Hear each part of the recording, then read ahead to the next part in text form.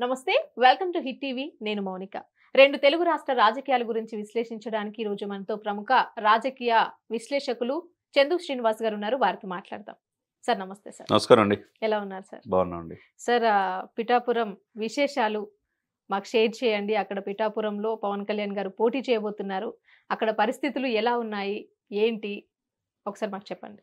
డెఫినెట్గా ముందుగా hit TV ప్రేక్షకులకు మీకు అభినందనలు చెప్తూ అయితే పిఠాపురం పిఠాపురం పిఠాపురం ఎక్కడ అవును సార్. చూసినా ఉభయ రాష్ట్రాల్లో అదే చర్చ. అవును. కొన్ని వందల కోట్లు ఖర్చు పెడుతున్నారు, 500 కోట్లు ఖర్చు పెట్టైనా ఎట్టి పరిస్థితుల్లో అసెంబ్లీ గేటు దాటనీయం పవన్ కళ్యాణ్ గారిని అని చెప్పి అధికార పార్టీ కావచ్చు రకరకాల అనుకుంటున్నారు జనం. అంటే సార్ ఏపీలోనే కాదు, జాతీయ వ్యాప్తంగా కూడా పిఠాపురం నియోజకవర్గం అనేది హాట్ టాపిక్ గా మారింది. అవును. సో ఏంటంటే పిఠాపురం నుంచి పవన్ కళ్యాణ్ గారు పోటీ చేస్తున్నారు. అనౌన్స్ చేసినప్పటి నుంచి ఒక టాక్ ఏంటంటే ఇంతకు ముందు భీమవరం నుంచి పవన్ కళ్యాణ్ గారు పోటీ చేశారు. సో అతి తక్కువ స్వల్ప మెజారిటీతో అక్కడ ఓడిపోవడం జరిగింది. సో ఇప్పుడు మళ్ళీ అక్కడ నుంచే పోటీ చేస్తే గెలిచే అవకాశాలు ఎక్కువగా ఉంటాయి కదా, మళ్ళీ ఎందుకు పిఠాపురంని పవన్ కళ్యాణ్ గారు చూస్ చేసుకున్నారు అనేది కొంతమంది దగ్గర నుంచి వస్తున్న వాదన. అంటే వాళ్ళు వాదనలు చెప్పడానికి ఏముంది, ఫీల్డ్లో దిగేది ఆయన, గెలవాల్సింది ఆయన, పద్దాలు ఓడిపోవడానికి ఆయన సిద్ధంగా లేడు. ఓకే. అంతకుముందు ఏం జరిగిందో మనకు తెలుసు. గాజువాకలో భీమవరంలో పోటీ చేశారు, 2 ప్లేసులు ఓడిపోయాడు. అవును. ఒక్క సీటు మాత్రం వచ్చింది 2019 ఎలక్షన్లో, రాజోలు. ఆయన్ని కూడా వైసీపీ వాళ్ళు ఎత్తిపోయారు. ఇప్పుడు పరిస్థితి ఏంటి ఆ సిచ్యువేషన్స్లో? ఆయన 10 సంవత్సరాల నుంచి పార్టీ కనిపెట్టుకొని ఉన్నాడు, రాజకీయాల్లోనే ఉన్నాడు.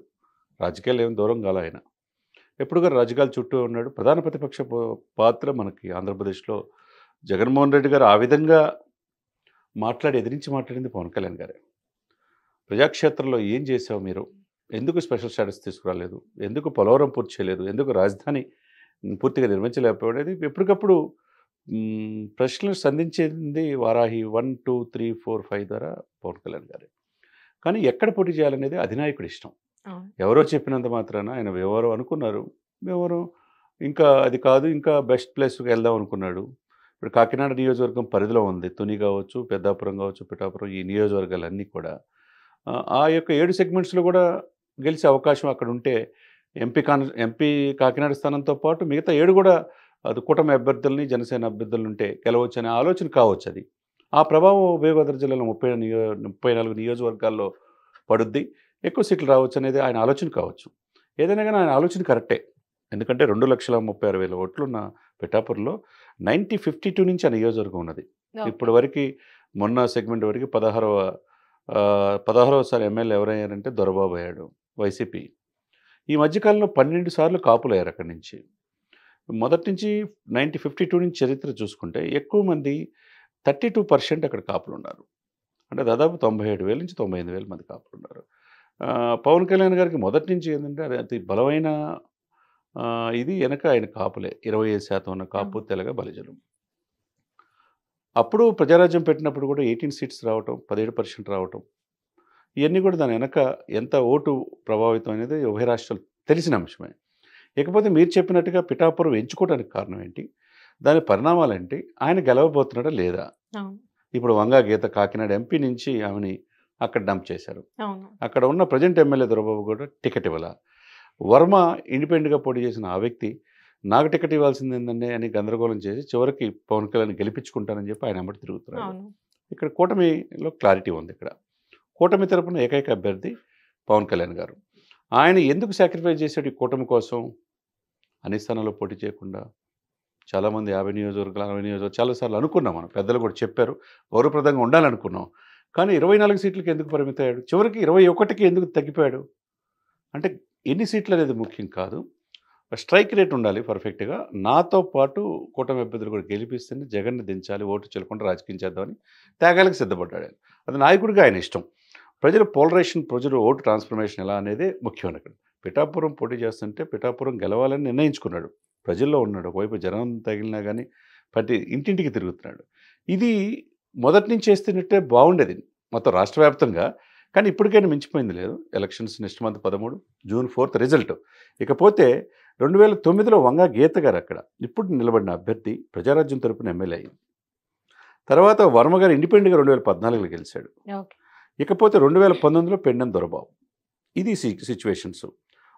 తర్వాత 2019లో అక్కడ మాకినేని శేషకుమార్ అని చెప్పేసి 23,000 ఓట్లు వచ్చినాయి.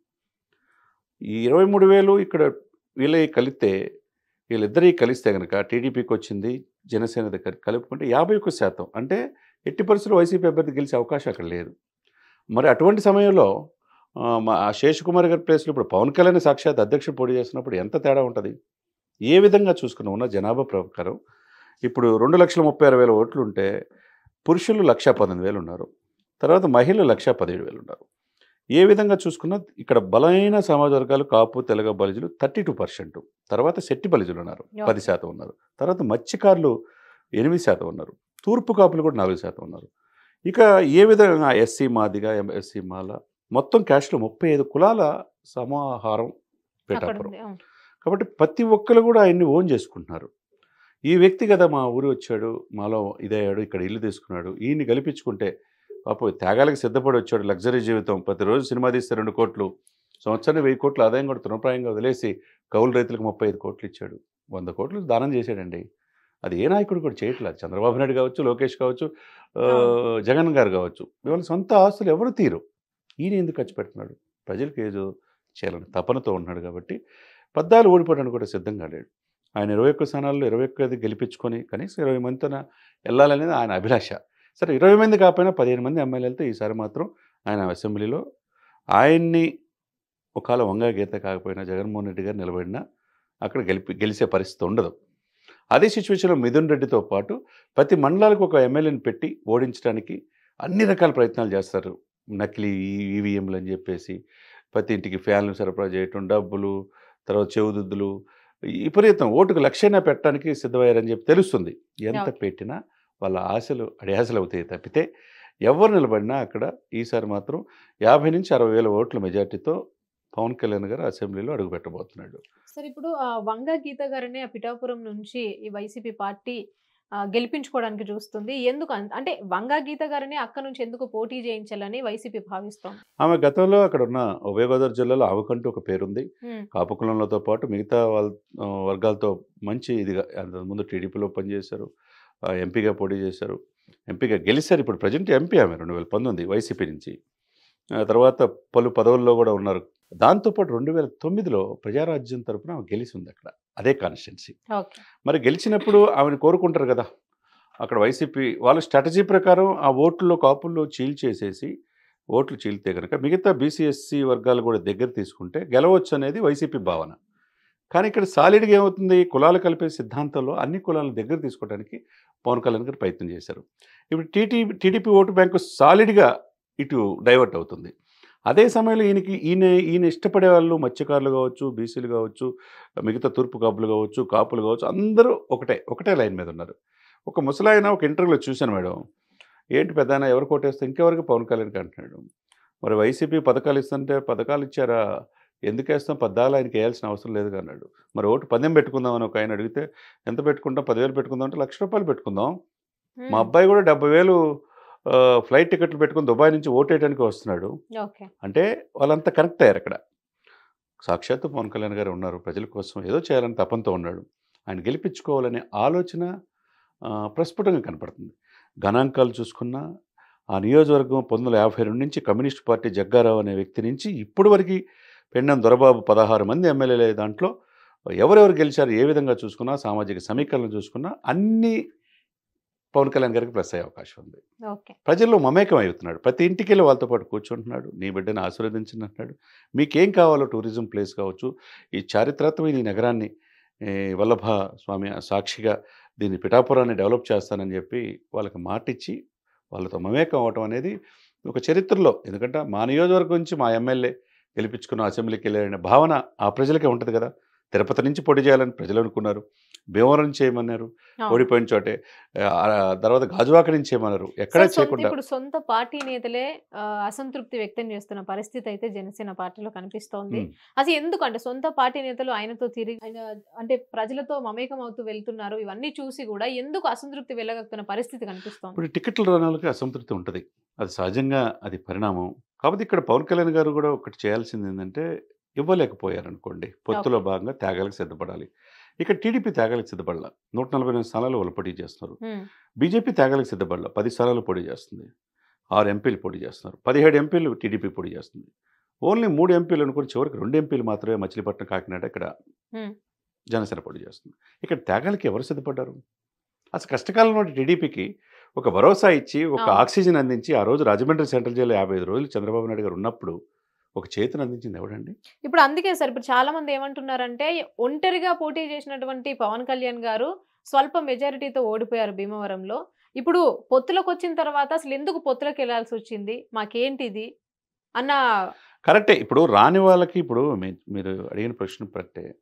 మొదటి నుంచి ఆయనతో నమ్మి 10 సంవత్సరాల నుంచి పార్టీ ఆయన ఏమంటే ఉన్నవాళ్ళు, తమ్మిరెడ్డి శివశంకర్ గారు విశాఖపట్నం, బొలిశెట్టి సత్య గారు కావచ్చు, గుంటూరు నుంచి చాలా భువనపల్లి శ్రీనివాస్ యాదవ్ కావచ్చు, తులసి ధర్మచరణం, తర్వాత లేకపోతే ఇంకా సత్తెనపల్లి పాపారావు గారు కావచ్చు, తర్వాత డాక్టర్ హరిప్రసాద్ తిరుపతి కిరణ్ రాయలు, అటువంటి వాళ్ళు, రాజంపేట ఎంఈరావు గారు కావచ్చు, ఇకపోతే పత్తి చంద్రశేఖర్ అనంతపురం కావచ్చు, ముఖ్యంగా పోతిని మహేష్ విజయవాడ వెస్ట్, తర్వాత బండి రామకృష్ణ అవనిగడ్డ నుంచి, వీళ్ళందరూ ఎందుకు ఎవరి కోసం చేశారు?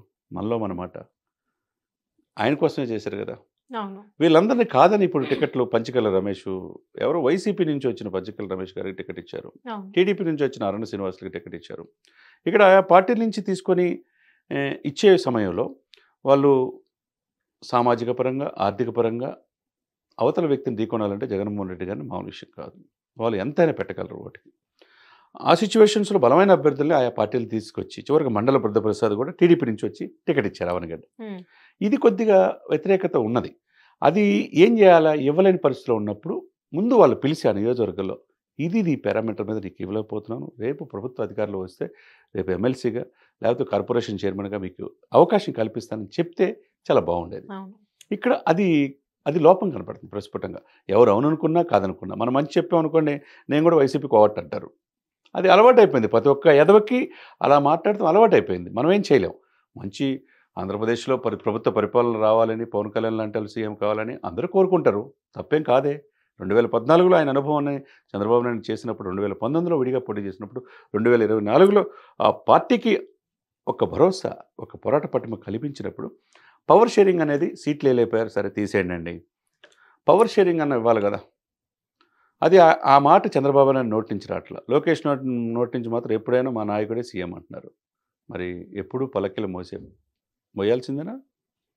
ఇది జనసేన కార్యకర్తలు, ఆయన అనుకున్న బడుగు బలహీన వర్గాలు 89% సప్రెస్డ్ గ్రూప్స్, అది కానీ మించిపోయింది ఏం లేదు. చేతిలో 45 రోజులు ఉన్నది. అది చంద్రబాబు నాయుడు గారికి సుదీర్ఘ రాజకీయ 7 పదుల వయసు దాటిపోయింది. నెక్స్ట్ ఎవరు ఈ పార్టీని కాపాడేదంటే ఎవరున్నారు? లోకేష్కి అంత అనుభవం ఉందా? లేదంటే అనుభవం అంతమంత మాత్రం ఉంది. అదే సమయంలో 15 సంవత్సరాలు వాళ్ళ అన్నను చూసి రాజకీయాలు చూసిన పవన్ కళ్యాణ్ ఈరోజు బీజేపీతో కలిపి పొత్తుకి ప్రధానమైన కారణం ఎవరనుకున్నారు? బీజేపీ ఒప్పుకోపోయినా ఒప్పించి టీడీపీ కూడా కావాలి ఎన్డీఏలో అని చెప్పేసి వరుసగా 3వసారి ఈ సెంట్రల్ అధికారులు రాబోతుంది. మోదీ గారు ఒప్పుకున్న, అమిత్ షా ఒప్పుకున్న, పవన్ కళ్యాణ్ మాటిది. మరి అంత త్యాగాలు సిద్ధపడినప్పుడు పవర్ షేరింగ్ నా నోటి నుంచి వస్తే డెఫినెట్గా కూటమి సక్సెస్ అయ్యే అవకాశం ఉంది. అది రాలేనప్పుడు ఓటు ట్రాన్స్ఫర్మేషన్ కొద్దిగా కష్టమైన పని. అది మరి చంద్రబాబు నాయుడు గారు లేని విఘ్నులు, 4.5 దశాబ్దాల అనుభవం ఉన్న వ్యక్తి ఎప్పటికైనా సీట్లు ఇవ్వలేకపోయాం. కనీసం పవర్ షేరింగ్ నాతో పాటు పవన్ కళ్యాణ్ గారు ఉంటాడు అనే మాట ఉంటే మాత్రం డెఫినెట్గా బలమైన సామాజిక వర్గంతో పాటు ఆయన వినకుండా నడిచే అందరూ కూడా ఇక్కడ గాజు గ్లాస్తో పాటు సైకిల్కి కూడా ఓట్ ట్రాన్స్ఫర్మేషన్ వెళ్ళే అవకాశం స్పష్టంగా ఉంది. అవును సార్, మీరు చెప్పిన బాగుంది. బట్ ఏంటంటే ఎప్పుడు కూడా ఎక్కడ ఏ సభలో కూడా చంద్రబాబు నాయుడు గారు ఈ మాట చెప్పలేదు, ఈ మాట ఎప్పుడు కూడా వినిపించలేదు.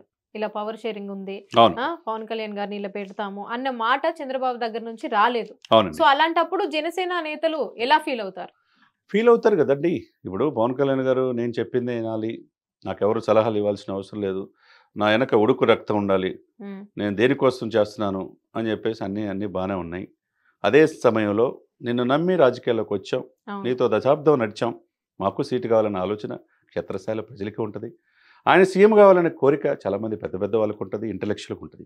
డైరెక్ట్గా అన్నారు కదా సార్, మాకు సీఎం కావాలని. అది తప్పు కాదు కదండి, అది తప్పు కాదు కదండి. రాజకీయాల్లో ఎప్పుడు ఒకే ఇద్దరు ఉంటారు. ఇప్పుడు 2 కుటుంబాలు 4 పార్టీలు, 2 కుటుంబాలు చూడండి. జగన్మోహన్ రెడ్డి గారు ఈరోజు తిట్టుకున్న చెల్లెళ్ళు అన్న ఒకటే అవుతారు ఎప్పటికైనా. 100 సంవత్సరాల చరిత్ర ఉన్న పార్టీకి అధ్యక్షురాలు షర్మిల గారు, వైసీపీ అనే ప్రాంతీయ పార్టీకి అధ్యక్షుడు వాళ్ళ అన్నయ్య జగన్మోహన్ రెడ్డి గారు. మరి అదే టీడీపీ జాతీయ పార్టీగా రూపాంతరం చెందినది టీడీపీ ఇప్పుడు ప్రాంతీయ పార్టీ ఇదిగా ఆంధ్రప్రదేశ్లో ఎలక్షన్లో పోటీ చేస్తుంది. దాని నాయకుడు చంద్రబాబు నాయుడు గారు. చంద్రబాబు నాయుడు గారి తోడలుడు భార్య పురంధేశ్వరి గారు బీజేపీ పార్టీకి అధ్యక్షురాలు. చూడండి ఇక్కడ 2 కుటుంబాలు 4 పార్టీలు అంటే అయితే కమ్మ లేకపోతే రెడ్డి అంటే వీళ్ళు ఆంధ్రప్రదేశ్ని పరిపాలించాలా? ఇంకెవరు మాకు అవసరం లేదా? 89% సప్రెసర్ గ్రూప్స్ రాజ్యాధికారంగా దూరంగా ఉంటున్నారా? మా వర్గాలకు ప్రతినిధిగా ఒక పవన్ కళ్యాణ్ గారి లాంటి నాయకుడు ముఖ్యమంత్రి అయితే తప్పేంటి అనేది వాళ్ళు ప్రశ్నించడం తప్ప? ఎప్పుడు 3% ఉన్న కమ్మవారు ఈ రాజ్యాన్ని పరిపాలించాలి, 6-7% ఉన్న రెడ్డులు ఈ రాజ్యాన్ని పరిపాలించాలి రాష్ట్రాన్ని. ఇంకెవరు వద్దా? చూడండి ఏ పార్టీలో చూసినా. మరి ఇప్పుడు వెస్ట్ నుంచి పోతే మహేష్కి టికెట్ ఇవ్వచ్చు కదండి టీడీపీ సాక్రిఫైస్ చేస్తే. మరి ఎక్కడో నుంచి పారాచూట్ లీడర్ లాగా సుజనా చౌదరి వచ్చి ఆ సీట్ తీసుకెళ్ళిపోతే ఎట్లా అక్కడ జనసేన క్యాడర్ నిలబడిద్దా? ఓట్లు వేస్తారా? మరి ఈ విషయం పవన్ కళ్యాణ్ గారు ఎందుకు అర్థం అది చేసుకోవట్లేదు తెలుసుకోవాలి. అంటే అవును. తెలుసుకోవాలి. అది ఎక్కడైతే ప్యాచ్ వర్క్ చేసుకోవాలి. ఇకపోతే అనకాపల్లి నాగబాబు గారి టికెట్ కన్ఫర్మ్ అనుకున్నారు. చివరికి అది కూడా త్యాగం చేసి అవును. అనకాపల్లి కూడా సీఎం రమేష్కి ఇస్తే వీళ్ళిద్దరు ఎవరు? వీళ్ళిద్దరు బీజేపీలో ఉన్న చంద్రబాబు నాయుడు గారి మనుషులు. ఇక్కడ ఎవరు కూడా టీడీపీ త్యాగం చేయలా. ఉమ్, చాలామంది చక్కగా అనుకుంటున్నారు త్యాగాలకు సిద్ధపడండి తమ్ముళ్ళు అని చెప్పి అవును. అంటున్నారు. ఎవరు త్యాగాలకు సిద్ధపడాలండి ఇక్కడ? త్యాగాలకు సిద్ధపడుతుంది పవన్ కళ్యాణ్ గారు. ఆయన పాప తిట్లు తింటున్నాడు, ఆరోగ్యాన్ని పరంగా పెడుతున్నాడు, జ్వరంతో బాధపడుతున్న కార్యక్షేత్రంలో ఆయన సొంత డబ్బు ఖర్చు పెట్టుకుని వెళ్తున్నాడు మేడం. మరి అదే సమయంలో భరోసా ఇవ్వాల్సిన బాధ్యత టీడీపీకి ఉందా లేదా? మీ అభ్యర్థులు 144 నిలబడినప్పుడు మీ అభ్యర్థులు కూడా గెలిపించుకోవాల్సిన బాధ్యత మీ టీడీపీ కేడర్తో పాటు జనసేన కేడర్ ఓటేస్తే కదా మీకు గెలిచేది. అవును. అంతే కదండి. కాబట్టి ఆ ఆలోచన వెళ్ళలో వచ్చి పరివర్తన రావాలి. వచ్చి పవర్ షేరింగ్లో డెఫినెట్గా పవన్ కళ్యాణ్ గారు ఉన్నది అని అంటే మాత్రం ఈ కూటమి 100% గెలిచే అవకాశం ఉన్నది. లేకపోతే ఈ మాట చెప్పకపోతే ఓటు ట్రాన్స్ఫర్మేషన్ అనేది చాలా కష్టంతో కూడిన పని. హోరావారి పోరు ఉంటుంది. ఉమ్, హోరావారిలో ఎవరు తక్కువ అంచనా వేయటాలు కాదు. చివరి వరకు ఎవరు గెలుస్తారో, ఎవరు సపోర్ట్ ఎవరికి చేస్తారో అక్కడ కూడా మళ్ళీ పవన్ కళ్యాణ్ కీలకం అవుతాడు ఇక్కడ. ఓకే. ఆయనకి 21 మందిలో 15 మంది అసెంబ్లీ అడుగుపెట్టారు అనుకోండి, బీజేపీ నుంచి 4 అనుకోండి, దాదాపు 20 మంది ఎమ్మెల్యేలు చేతిలో ఉంటారు. అక్కడ చంద్రబాబు నాయుడు గారు 75 దగ్గర లేకపోతే 80 దగ్గర ఆగితే ఆయనకి 90 కావాలి కదా. అప్పుడు పవన్ కళ్యాణ్ సపోర్టే కావాలి. కాబట్టి ఇక్కడ ఏ విధంగా చూసుకున్నా గెలుపు అంత తేలిక కాదు. టీడీపీ వాళ్ళు కూడా ఏముందంటే అండి, ఆల్రెడీ గెలిచామనే ట్రాన్స్లోకి వెళ్ళిపోతున్నారు.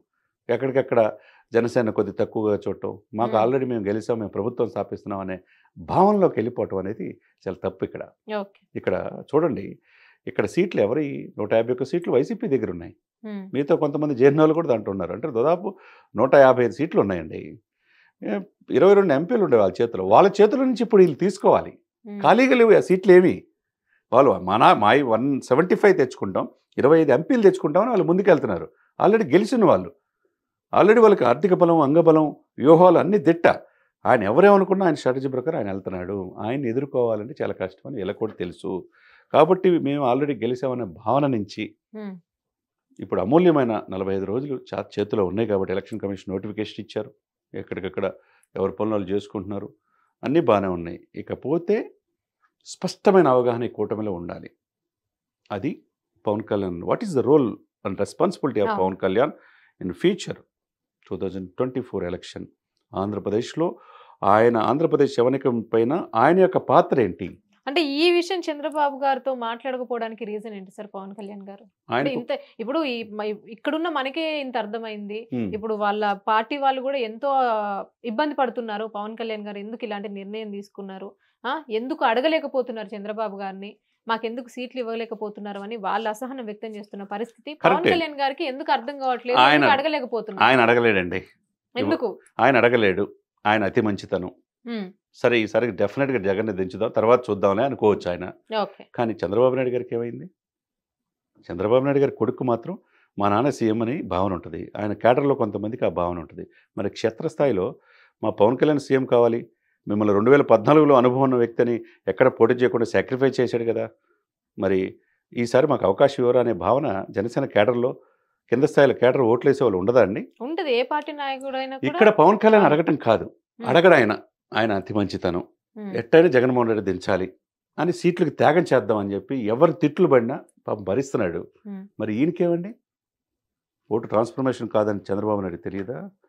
లేకపోతే మనం ఇంత సాక్రిఫైస్ చేశారు మన కోసం, నేను జైల్లో ఉన్నప్పుడు పార్టీ అధ్యక్షుడితో పాటు ఎవరు బయటికి రాలేని సమయంలో రాజమండ్రి వచ్చి అన్‌కండిషనల్‌గా సపోర్ట్ చేశాడు కదా! ఆ వ్యక్తికి నాతో పాటు ముఖ్యమంత్రి పవర్ షేరింగ్ ఉంటదనే మాట చంద్రబాబు నాయుడు నోటి నుంచి రాదా అండి? ఎన్నాళ్ళు త్యాగానికి సిద్ధపడాలండి? 2014లో మిమ్మల్ని త్యాగం చేసి, 2019లో మీరు విడిగా పోటీ చేస్తే ఆయన ఓడించి, 2024లో మళ్ళీ మరి త్యాగానికి సిద్ధపడితే, ఇంకా ఆయనతో నడవాలి అనుకున్న 10 సంవత్సరాల జీవితంలో 15 సంవత్సరాలు అయిపోతే ఇంకెప్పుడు వీళ్ళు ఎమ్మెల్యేలు అవుతారు? ఆయనతో నడవాల్సిన వాళ్ళు? వాళ్ళు సాక్రిఫైస్ చేయాలా? ఆ భావన ఎవరికి ఉండాలి? 4.5 దశాబ్దాల సుదీర్ఘ అనుభవం ఉన్న చంద్రబాబు నాయుడు నోటి నుంచి రావాలి. ఓకే. వస్తే వాళ్ళకి 100% ఈ సక్సెస్ అయిద్దండి ఈ కూటమి. రాకపోతే యాజ్ ఎ విశ్లేషకుడు కావచ్చు, యాజ్ ఎ లామెన్ కావచ్చు, ఈరోజు మీకు ఈ స్టూడియోలో చెప్తున్నా, రాకపోతే జగన్మోహన్ రెడ్డి గారిని ఓడించడం చాలా కష్టం. అది మాత్రం 100% చెప్తున్నా. ఎవరేమనుకున్నా మనకేం ప్రాబ్లం లే. ఎందుకంటే ఎవరి తరపున మాట్లాడాల్సిన అవసరం లే. ఆంధ్రప్రదేశ్లో ఇప్పుడున్న పరిస్థితులు జగన్మోహన్ రెడ్డి గారికి వ్యతిరేకత ఉన్నది. ఆ వ్యతిరేకతను అందిపుచ్చుకోవాలంటే మీరు ఇంకా మరింత స్ట్రాంగ్గా ఉండాలి. మీ కూటమిలో మిగతా సపోర్ట్ చేసే వ్యక్తులకి 100% భరోసా ఇవ్వాలి. వాళ్ళకి సరైన ప్రాధాన్యత కల్పించాలి. లేకపోతే మేమే గెలుస్తాం, ఆల్రెడీ అయిపోయింది, మేమే ప్రభుత్వం స్థాపిస్తామని ఆ భ్రమ నుంచి బయటకు వస్తే మంచి జరుగుతుంది. ఇకపోతే సొంత సిస్టర్స్ ఉన్నారు, సునీత గారు కావచ్చు, షర్మిల గారు కావచ్చు, ఎట్టి పరిస్థితులు జగన్కి ఓటేయొద్దని చెప్పి వాళ్ళు చెప్తున్నారు. అవును సార్. అంటే డైరెక్ట్ గా ప్రెస్ మీట్లు పెట్టి మరి సునీత గారు, షర్మిల గారు వివేకానంద రెడ్డి గారిని చంపిన సీఎంని గెలిపిస్తారా, వైఎస్ రాజశేఖర్ గారి బిడ్డలను గెలిపిస్తారా అని బహిరంగంగానే చెప్తున్నారు. అన్నమాట నిందితులకి మీరు కాపాడుతున్నారు. వివేకానందని చంపిన వ్యక్తుల్ని పక్కన పెట్టుకొని అని అన్నారు. అంటే పక్కన పెట్టుకుంటే రేపు ఎంపీ ఇచ్చి ఆయన గెలిపిస్తారా? ప్రజలు ఆలోచించుకోండి. మా నాన్న ఏం తక్కువ చేశాడు? మా నాన్న చంపిన వాళ్ళు ఎవరు తెలియదా? సిబిఐ ఎంక్వైరీని ఆ రోజు ఎందుకు చెప్పారు, తర్వాత ఎందుకని వదిలేశారు? ఇటువంటి వ్యక్తులు ఎంపీ చేస్తారంటే సాక్షాత్ అక్కడ షర్మిల గారు కాంగ్రెస్ తరపున పోటీ చేయబోతున్నారు. ఎందుకు బీజేపీకి చెప్పినట్టు వింటున్నారు? స్పెషల్ స్టేటస్ ఎందుకు తీసుకురాలేదని చెప్పి జగనన్న వదిలిన బాణం ఆయన కోసం 3000 కిలోమీటర్లు పాదయాత్ర చేసి ఆయన జైల్లో ఉన్నప్పుడు ఆ పార్టీని బతికిచ్చి ఆయన అధికారులు రావడానికి కారణమైన వ్యక్తి సొంత చెల్లెలే జగనన్న గారికి పక్కలో బలిలాగా తయారైంది. ఒకవైపు సునీత గారు, డాక్టర్ సునీత గారు, ఇటువంటి పారామీటర్స్ ఉన్నాయి, అవకాశాలు ఉన్నాయి. అవకాశాలు అందిపుచ్చుకోవాల్సిన బాధ్యత ప్రధాన ప్రతిపక్షాలది. అది ఎంతవరకు ఉపయోగించుకుంటావో చూడాలి. సార్, ఇప్పుడు ఎన్డీఏ కూటమి గురించి మాట్లాడితే బీజేపీ పార్టీ టీడీపీలో లీనమైపోయింది. వాళ్ళ పార్టీని ఈ పార్టీలో కలిపేశారు. సో ఇంకా బీజేపీ పార్టీ ఇప్పటికీ కూడా అంటే ప్రజల్లోకి మమేకం అవుతూ వెళ్ళడం కానీ, లేకుంటే ఏ బహిరంగ సభ పెట్టడం కానీ ఏవి కూడా చేయట్లేదు. అంటే దీనికి కారణం ఏంటి అంటే ఇప్పుడు బీజేపీ పార్టీ ఇండైరెక్ట్గా వైసీపీ పార్టీకి సపోర్ట్ చేస్తుంది అనుకోవచ్చా? అలా ఏముండదండి. చాలామంది అనుకుంటున్నారు కానండి, బీజేపీ వ్యూహాలు ఇక్కడ టీడీపీ కంటే జనసేన కంటే వాళ్ళు వ్యూహాత్మకంగా ఉన్నారు. 1% ఓటు కూడా లేదు. వాళ్ళు ఎమర్జ్ అవుతారు అనుకుంటున్నారు. దక్షిణ భారతదేశంలో వాళ్ళ యొక్క బీజేపీ ఉనికిని కాపాడడానికి ప్రయత్నం చేస్తున్నారు. అందుకనే పవన్ కళ్యాణ్ గారు ఎన్డీఏలో క్రియాశీలక పాత్ర పోషించారు. ఎన్డీఏలో ఆయన్ని నాట్ ఓన్లీ ఆంధ్ర తెలంగాణ కాకుండా దక్షిణ భారతదేశ తెలుగు వాళ్ళు ఎక్కడుంటే అక్కడ మోదీ గారితో పాటు ప్రచారంలో పాల్గొబోతున్నాడు. పక్కనున్న తెలంగాణ చూడండి, ఇప్పుడు కాంగ్రెస్ బీఆర్ఎస్ 3rd ప్లేస్లోకి వెళ్ళిపోయింది. మీరా నేనా అన్నట్టు బీజేపీ ఉంది ఇక్కడ. ఇది సంజయ్ గారు ఇచ్చిన భరోసా, తర్వాత సంజయ్ గారు మార్చిన, మళ్ళీ ఇప్పుడు ఆయన ఎంపీగా పోటీ చేస్తున్నారు. మిగతా వాళ్ళు పోటీ చేసే క్రమంలో కాంగ్రెస్కి బీజేపీకి పోటీ. ఇక్కడ ఆంధ్రప్రదేశ్లో పరిస్థితి చూడండి, 22 మంది ఎంపీలు, నన్ను గెలిపించండి 20 మంది ఎంపీలని మెడలు వంచి స్పెషల్ స్టేటస్ తీసుకొస్తాన్న గౌరవనీయులైన జగన్మోహన్ రెడ్డి గారు ఎందుకు వంచలేకపోయారు 4 సంవత్సరాల్లో అనేది జనం ప్రశ్న. స్పెషల్ స్టేటస్ వస్తే నిధులు వచ్చాయి, పరిశ్రమలు వచ్చాయి కదా. తీర ప్రాంతం 974 కిలోమీటర్లు ఉండి ఎందుకు పరిశ్రమలు తేలేకపోయారు? ఎందుకు ఐటీ కంపెనీలు లేవు? ఎందుకు మధ్య వేర్లైపోతుంది? ఎందుకు పోలవరం పూర్తి చేయలేదు? అనేక సమస్యలు ఉన్నాయి. బటన్ నొక్కితే పథకాలు, పర్సంటేజ్ ఆఫ్ కొంత ఓటు బ్యాంక్ ఆయనకి ఇప్పటికీ ఉంది. అదే సమయంలో వ్యతిరేకత ఉన్నది. మరి అదే సమయంలో ఎందుకు మరి ఒప్పించలేపారు అధిష్టానాన్ని? మరి అదే సమయంలో మోడీ గారు కూడా వచ్చి ఈ కూటమిని గెలిపించున్నారు కానీ జగన్ గారిని ఒక మాట కూడా అనలా. అంటే ఏంటి?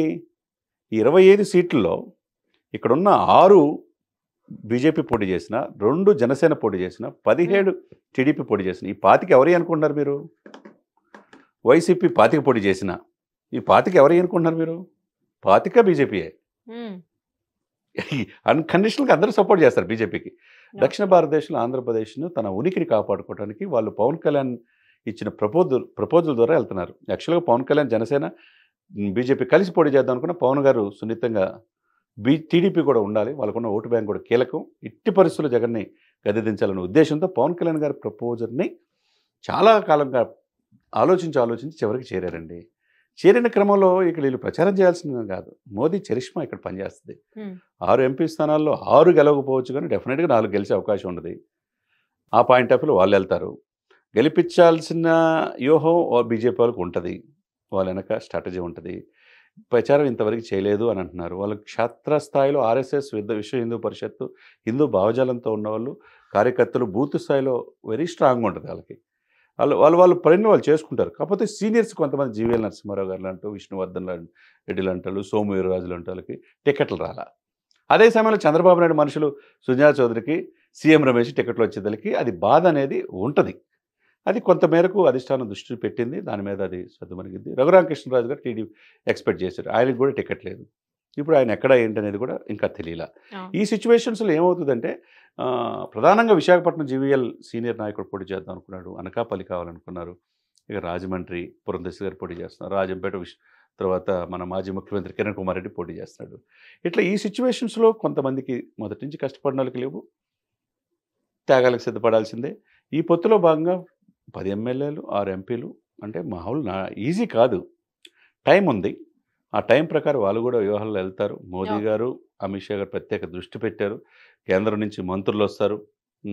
తనకు ఎవరైతే యోగి ఆదిత్యనాథ్ లాంటి వాళ్ళు కూడా ఇక్కడ హైదరాబాద్తో పాటు ఆంధ్రప్రదేశ్ మీద కూడా దృష్టి పెడతారు. కాబట్టి డౌట్ పడాల్సిన అవసరం, వాళ్ళ వ్యూహాలు ఎవరికి అర్థం కావు. వాళ్ళు కాన్సన్ట్రేషన్ చేస్తే ఆ రాష్ట్రం వాళ్ళ చేతిలో వెళ్ళిపోవాల్సిందే. బీజేపీ వాళ్ళ అస్త్రాలు అలా ఉంటాయి అన్నమాట. కాబట్టి ఆయనకి మరి 22 మంది ఎంపీలు ఇచ్చినప్పుడు, రాజ్యసభలో ఉండి 30 మంది ఉన్నప్పుడు ఏ రోజుకో జగన్మోహన్ రెడ్డి గారు ఎందుకు అడగలేదు? మేము ఆల్రెడీ అడిగామంటున్నారు. అడిగింది ఎక్కడ కనపడలా, వెళ్తున్నారు కలుస్తున్నారు తప్పితే. మరి అదే సిచ్యువేషన్ ఇప్పుడు ఆంధ్రప్రదేశ్లో ప్రశ్న ఉంది. మరి 3 రాజధానులు అని చెప్పన్నారు, విశాఖపట్నంలో షిఫ్ట్ అవుతున్నాను ఫ్యామిలీ అన్నారు. 3 రాజధానులు అక్కడే ఉండిపోయినాయి. ఏది పూర్తి రాజధాని లేని రాష్ట్రం ఏదైనా ఉందంటే ఆంధ్రప్రదేశ్. ఈ సిచ్యువేషన్స్ అన్నీ కూడా క్యాచ్ చేసుకోవాలి. ఇక్కడ ప్రధాన ప్రతిపక్షాలు క్యాచ్ చేసుకోవాలి. ఎడిదిరిగి మోదీ గారి యొక్క అండదండలు ఉన్నాయి కాబట్టి ఇప్పుడు జగన్మోహన్ రెడ్డిని కాదని కూటమికి ఆయన అండ ఉన్నప్పుడు డెఫినెట్గా ఈ కూటమిని ఎన్ని అవకాశాలు అందిపుచ్చుకొని ముందుకెళ్ళాలి. చూడాలి మనం ఏమవుద్దనేది కాలం నిర్ణయిస్తుంది. సార్, మీరు ఇందాక రఘురామకృష్ణన్ గారి గురించి ఒక మాట చెప్పారు. వైసీపీలో ఆయన ఒక రెబల్స్ గారు ఎంపీగా ఎన్నో ఇయర్స్ కొనసాగారు. ఇప్పుడు సడన్ గా టీడీపీ పార్టీ నుంచి పోటీ చేస్తున్నారు ఒక నియోజకవర్గం నుంచి అనే టాక్ అయితే వినిపిస్తోంది. ఇది ఎంతవరకు నిజం? డెఫినెట్గా అది ఉండి నియోజకవర్గం అంటున్నారు. ఉండిలో అక్కడ రాజు గారిని కాదని ఈ రఘురామకృష్ణరాజు గారికి ఇస్తారా లేదనేది ఇంకా నిర్ణయించుకోవాలి. టీడీపీలో కూడా డిస్కషన్ జరుగుతున్నాయి అంటున్నారు. ఉన్నట్టుండి నర్సాపురంలో వేరే వాళ్ళని బీజేపీ నుంచి మొదటి నుంచి ఉన్న వ్యక్తులకి టికెట్ ఇవ్వడం జరిగింది. అంటే మీరు అన్నట్టు రఘురామకృష్ణరాజు గారు ఎప్పుడు లైవ్లో ఉంటారు. నేను 6 మాసాలకే నేను జగన్మోహన్ రెడ్డి గారి తండ్రి గారిని, వైఎస్ రాజశేఖర రెడ్డి గారిని చూశాను, ఈయన్ని చూశాను. నేను చేరిన 6 మాసాలకు ఆయన గురించి ఏం తెలిసిపోయింది.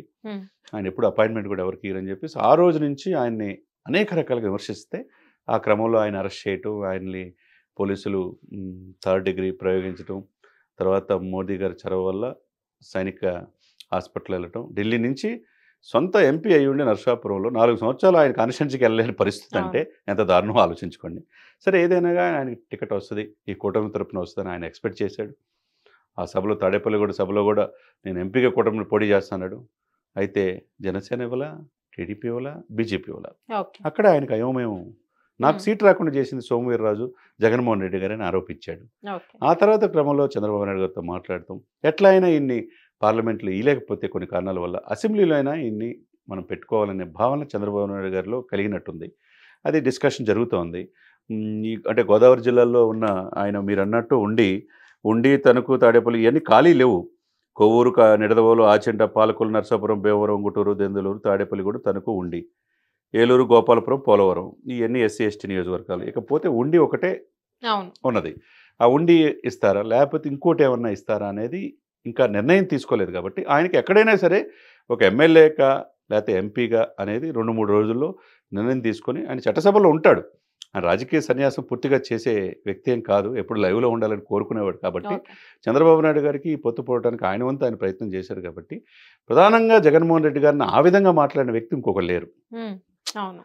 స్వపక్షంలో విపక్షంలాగా ఆ పార్టీ ఎంపీ అయి ఉండి కూడా ఆ విధంగా విమర్శించిన నాయకుడు ఎవరు లేరు. రఘురామకృష్ణరాజు ఒక పారిశ్రామికవేత్తగా ఉన్న వ్యక్తి, ఆయన చూడని డబ్బులు లేవు, ఆయన చూడని వ్యాపారాలు లేవు.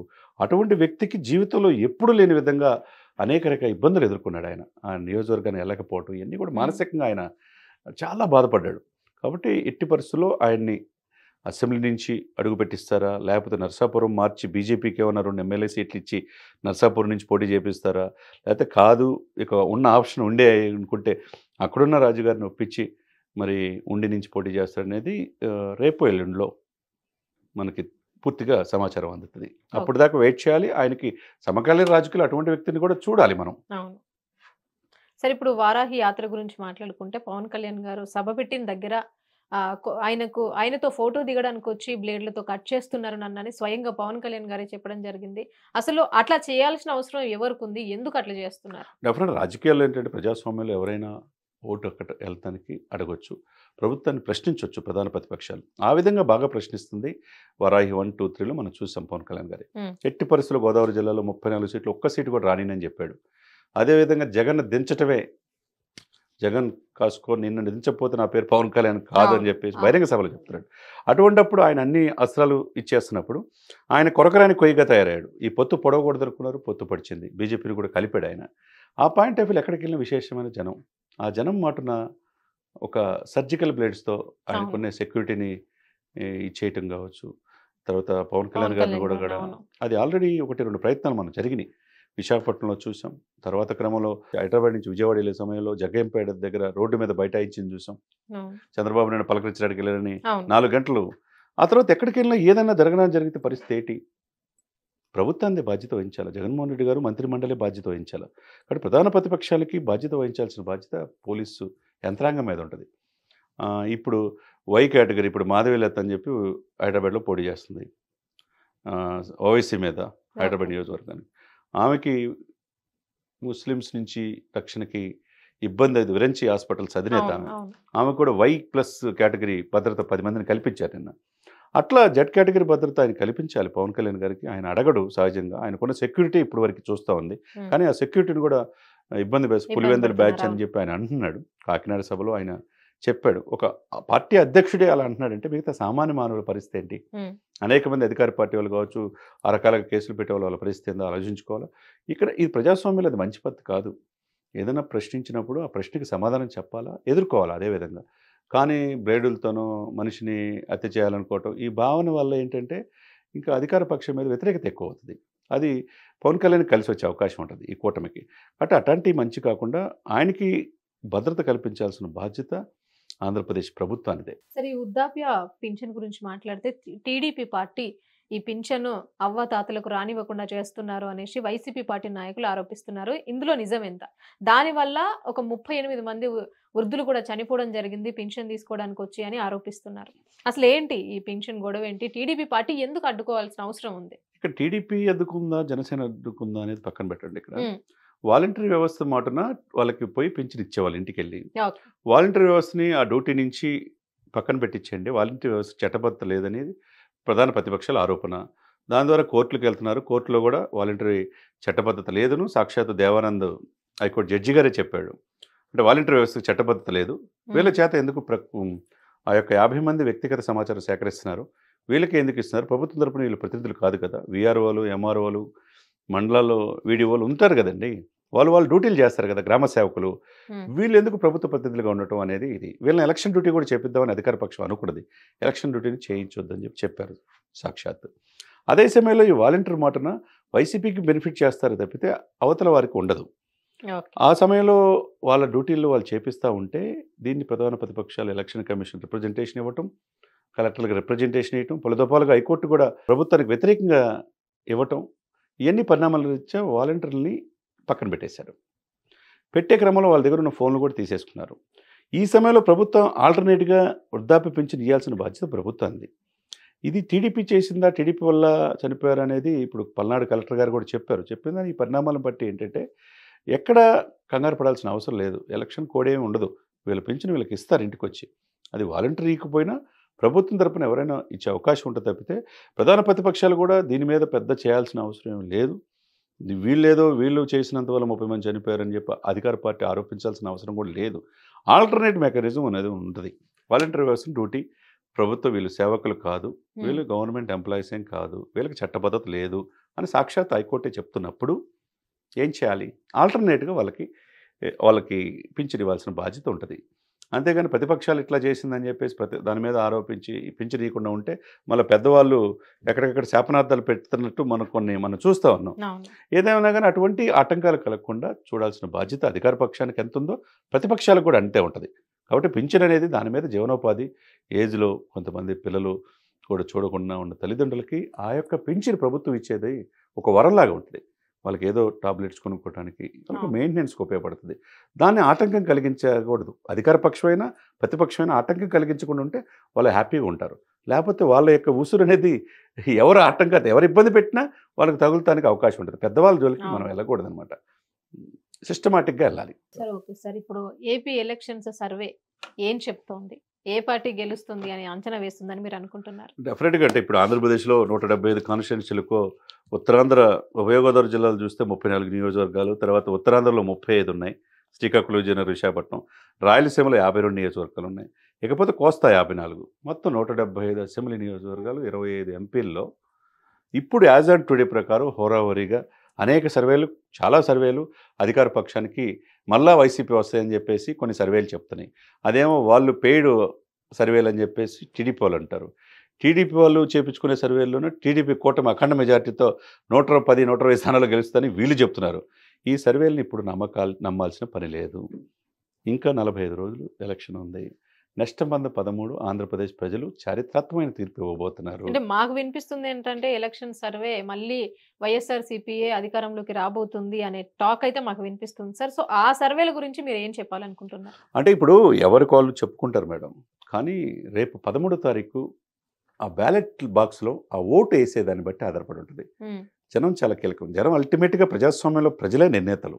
నువ్వు ఓటుకి ఎంత ఇచ్చినా, ఏం చేసినా, ప్రభుత్వ పథకాలతో బటన్ నొక్కి వేసినా, ఇంకా అంతకుమించి మేము చేస్తామని చెప్పి ప్రధానమైన ప్రతిపక్షాలు చెప్పినా, అల్టిమేట్గా తన మనసులో ఏదుందో అది ఒక వారం ముందు ఫిక్స్ చేసుకుంటాడు. ఒక వారం ముందే.